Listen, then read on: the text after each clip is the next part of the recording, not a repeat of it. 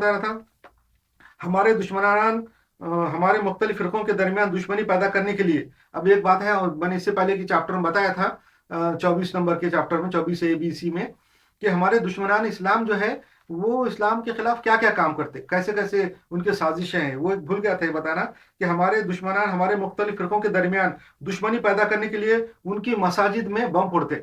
مثلا مثال کے طور پہ شیعوں کے مسجد میں یا شیعوں کے جماعت خانے میں بم پھوڑ دیں گے، اور تو پھر شیعوں کو شک پیدا ہو جاتا ہے کہ سنیوں نے کیے ہوں گے. پھر تھوڑے دن کے بعد، 1-2 دن کے بعد، سنیوں کی مسجدوں میں، اسی جگہوں پہ سنیوں کی مسجدوں میں اور درگاہوں میں بم پھوڑ دیتے. اس سے پھر سنیوں کو شک ہو جاتا ہے کہ دیکھو سنیوں کے پاس یا شیعوں کے پاس بم پھوٹا تھا تو اس کے جواب میں انہوں نے پھوڑا ہوگا. اس لیے آپس میں دشمنی ڈالنے کے لیے یہ کرتے ہیں، کبھی سنیوں کی مسجدوں میں بم پھوڑیں گے، کبھی شیعوں کی مسجدوں میں بم پھوڑیں گے. یہ ہمارے دشمنان اسلام کا کام ہے، اور وہ کرتے رہتے ہیں، اور اس میں بہت سے لوگ مارے جاتے ہیں. اور شیعوں سنیوں میں دشمنی پیدا کرنا بھی ہمارے دشمنان اسلام کا کام ہے، وہ یہ کرتے